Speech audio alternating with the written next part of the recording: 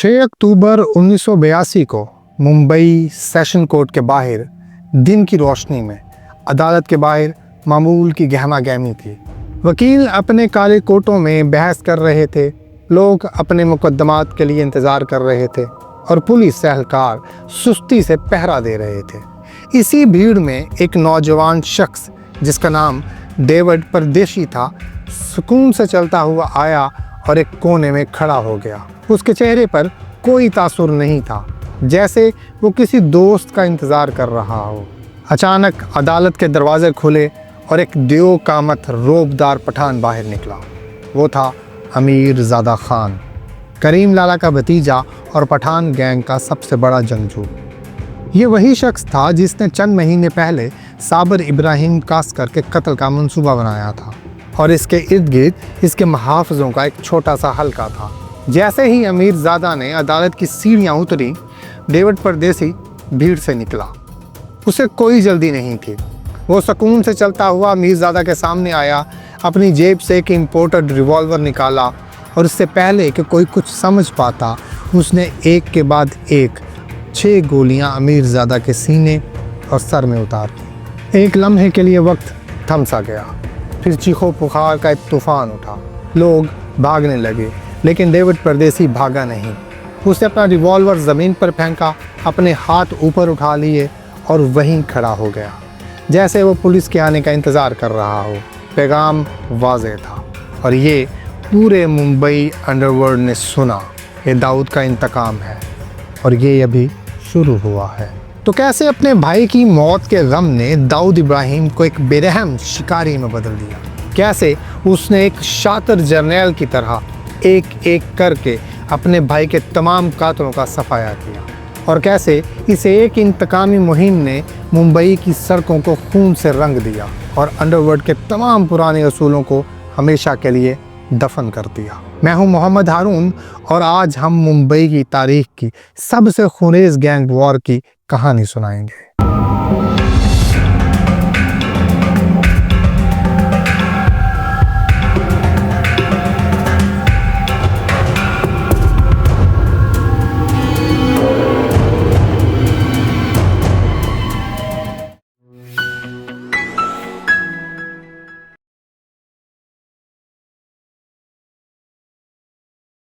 दोस्तों, साबिर इब्राहिम का कत्ल सिर्फ एक शख्स का कत्ल नहीं था, ये अंडरवर्ल्ड के एक दौर का खात्मा था। उसने मुंबई की सड़कों पर एक ऐसी जंग छेड़ी जिसकी मिसाल पहले कभी नहीं मिलती थी।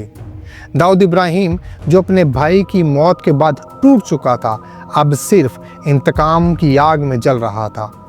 वो अब सिर्फ एक गैंगस्टर नहीं था, बल्कि एक जर्नैल बन चुका था और उसका वाहिद मकसद था पठान गैंग का मुकम्मल खात्मा। उसने अपने भाई की लाश पर कसम खाई थी कि इस कत्ल में शामिल हर इंसान को, चाहे वो दुनिया के किसी कोने में हो, ढूंढ कर ख़त्म कर देगा। उसने अपनी डी कंपनी को एक बेरहम फौजी मशीन में तब्दील कर दिया। उसने अपने सबसे वफादार और ख़तरनाक साथियों को इकट्ठा किया, बड़ा राजन, छोटा शकील और फिलिपाइन से आया हुआ एक नया बेरहम शूटर महेश डोलिया। उसका पहला निशाना था अमीर ज़ादा और उसने इसके लिए एक गुमनाम नौजवान डेविड परदेसी का इंतखाब किया। ये एक शानदार इंतखाब था। अमीर ज़ादा एक मशहूर और ताकतवर शख्सियत था। कोई भी बड़ा गैंगस्टर इस पर दिन दिहाड़े हमला करने का सोच भी नहीं सकता था, लेकिन डेविड परदेसी को कोई नहीं जानता था। उसने आसानी से अमीर ज़ादा तक पहुंचकर अपना काम कर दिया और उसका हथियार डालना भी एक मंसूबे का हिस्सा था। उसने पुलिस को बताया कि उसने ये कत्ल ज़ाती वजूहात की बिना पर किया है, ताकि कानून की नज़रों में वो एक गैंग वॉर ना लगे। लेकिन अंडरवर्ल्ड जानता था कि ये किसका काम है। उस एक कत्ल ने पठान गैंग की बुनियादों को हिला कर रख दिया। उनका सबसे बड़ा जंगजू मारा जा चुका था और वो भी अदालत के दरवाजे पर दिन दिहाड़े। अब दाऊद ने एक एक करके उन तमाम लोगों का शिकार करना शुरू कर दिया जो उस दिन उसके भाई के कत्ल में शामिल थे। उसने एक लिस्ट बनाई और उसके शूटर्स, जिन्हें अब टपकाने वाले कहा जाता था, पूरे शहर में फैल गए। आलमज़ेब और जाफिर खान ये पठान गैंग के 2 अहम सतून थे जो साबिर के कत्ल में बराह रास्त मुलव्वस थे। दाऊद के शूटरों ने उन्हें जनूबी मुंबई की एक तंग गली में घेर कर मार डाला। ये जंग अब सिर्फ मुंबई तक महदूद नहीं रही थी, दाऊद जानता था कि असल मुजरम समद खान, जो करीम लाला का भतीजा था जिसने खुद साबर इब्राहिम कासकर पर गोलियां चलाई थी, वो मुंबई से भाग चुका था। दाऊद इब्राहिम ने इसे ढूंढने के लिए अपने मुखबरों का जाल पूरे हिंदुस्तान और उसके करीबी रियासतों में फैला दिया। ये एक नई किस्म की जंग थी। इसमें उसने छुरियों और तलवारों की जगह जदीद रिवॉल्वर्स और देसी साख्ता पिस्तौलों ने ले ली थी। वो पिस्तौल जिन्हें कटे कहा जाता है, आपने अक्सर इंडियन फिल्मों में ये लफ्ज़ सुना होगा। ये जंग अब सामने नहीं बल्कि साए में लड़ी जा रही थी, जहां मुखबर और शूटर सबसे अहम खिलाड़ी थे। मुंबई की सड़कें अब महफूज नहीं थीं। कोई नहीं जानता था कि अगली गोली अब किसके लिए है। इस खूनेस जंग को लड़ने के लिए दाऊद को नए ज़्यादा बेरहम और वफादार सिपाहियों की ज़रूरत थी। साबर की मौत ने डी कंपनी में खला पैदा कर दिया था और इस खला को पूरा करने के लिए दो नौजवान उभरे जो आने वाली दहाइयों में अंडरवर्ल्ड के सबसे बड़े नाम बनने वाले थे। पहला सिपाही था छोटा राजन। इसका असल नाम था राजेंद्र सदाशिव, लेकिन मुंबई की गलियां इसे छोटा राजन के नाम से जानती थी। वो चंबूर की एक गरीब दलित फैमिली से ताल्लुक़ रखता था। उसने अपनी जवानी सिनेमा हॉल के बाहर टिकटें ब्लैक करते हुए गुजारी थी। यहीं उसकी मुलाकात इस इलाके के एक बड़े डॉन बड़े राजन से हुई। बड़ा राजन एक ज़हीन और पढ़ा लिखा गैंगस्टर था। छोटा राजन उसका शागिर्द और सबसे वफादार सिपाही बन गया। लेकिन 1983 में बड़े राजन को उसके एक मुखालिफ गैंग ने कत्ल कर दिया। अब छोटा राजन अकेला रह गया था। दाऊद इब्राहिम, जो हमेशा ज़हीन और बहादुर नौजवानों की तलाश में रहता था, उसने छोटे राजन में एक चिंगारी देखी। उसने इसे अपनी डी कंपनी में शामिल कर लिया। साबर इब्राहिम की मौत के बाद छोटा राजन ने अपनी वफादारी साबित की। वो दाऊद का दायां बाजू बन गया।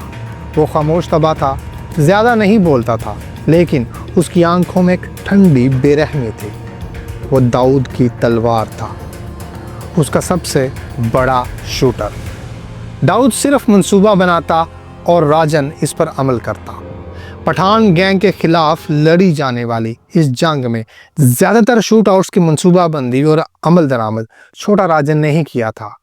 वो एक ऐसा सिपाही था जो अपने आका को कोई सवाल नहीं पूछता था और बगैर पूछे ही मरने मारने पर तैयार हो जाता था। और दाऊद का दूसरा सिपाही था अबू सालम। अगर छोटा राजन डी कंपनी की तलवार था, तो अबू सालम उसका नया शातिर दिमाग बनने वाला था। उसका असल नाम था अबू सालम अब्दुल कयूम अंसारी। वो उत्तर प्रदेश के एक गरीब गांव से मुंबई आया था, एक बेहतर ज़िंदगी का ख्वाब लेकर। उसने टैक्सी चलाई, ब्रेड डिलीवर की और रियल एस्टेट एजेंट के तौर पर भी काम किया। वो छोटे राजन से बिल्कुल मुख्तलिफ था। वो सिर्फ एक शूटर नहीं था, वो ज़हीन था, खुश लिबास था और लोगों से बात करने का फ़न जानता था। उसने जल्द ही महसूस कर लिया कि असल ताकत कोई नहीं है बल्कि खौफ है। वो डी कंपनी में एक छोटे से काम से दाखिल हुआ, लेकिन उसकी जहानत और उसके मुनफरिद अंदाज ने इसे जल्द ही दाऊद के करीबी हल्के में पहुंचा दिया। वो पहला शख्स था जिसने महसूस किया कि बॉलीवुड यानी फिल्म इंडस्ट्री सोने की एक ऐसी कान है जिसे अभी तक किसी ने नहीं खोदा है। वो बॉलीवुड के सितारों और प्रोड्यूसर्स को फ़ोन करता। उसकी आवाज़ में एक अजीब ठहराव और एक ठंडी धमकी होती थी। वो कहता, मैं अबू सालम बोल रहा हूँ, दाऊद इब्राहिम आपसे बात करना चाहते हैं। इस एक जुमले में इतनी दहशत होती थी कि बॉलीवुड के बड़े बड़े नाम कांपने लगते थे। अबू सालम ने बत्ता वसूली को एक आर्ट बना दिया। वो सिर्फ पैसा नहीं मांगता था, वो फिल्मों के ओवरसीज राइट्स मांगता और अपनी पसंदीदा अदाकारों को फिल्मों में कास्ट करवाता। वो बॉलीवुड की दुनिया की चकाचौंध का गैर एलानिया बादशाह बन गया था। दाऊद इब्राहिम ने इन नए दो ख़तरनाक सिपाहियों को इस्तेमाल करके अपनी इंतकामी मुहिम को एक नई सतह पर पहुंचा दिया। छोटा राजन मुंबई की सड़कों पर खून बहा रहा था। अबू सालम शहर के अमीर तरीन लोगों के दिलों में खौफ पैदा कर रहा था।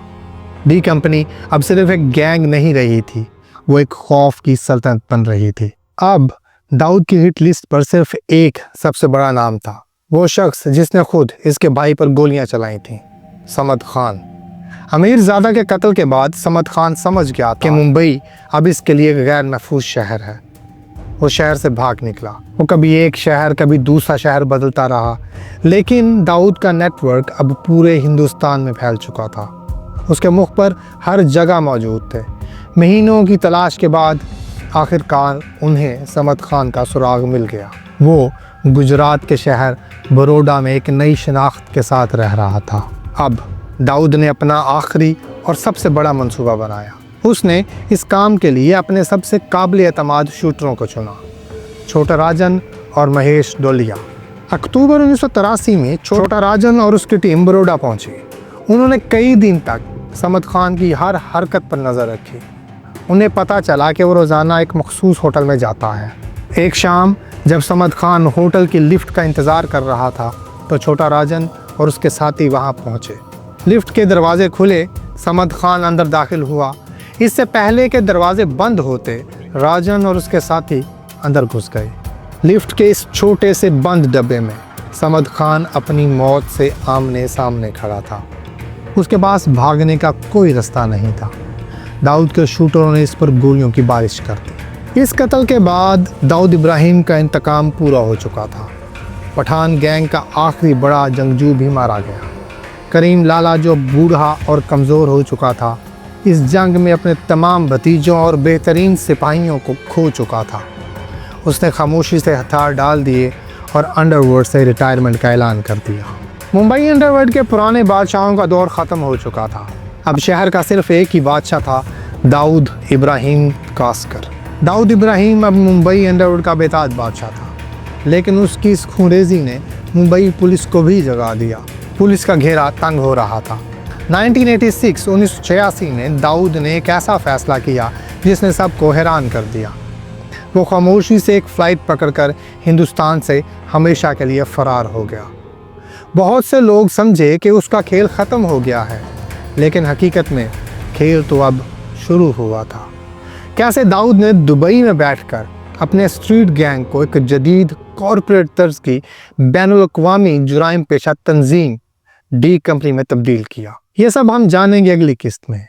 अगर आपको ये वीडियो पसंद आई है तो इसे लाइक करें, अपने दोस्तों के साथ शेयर करें और बेल आइकन को दबाएं ताकि आपको हमारी तमाम आने वाली वीडियोस मिलती रहें। बहुत शुक्रिया।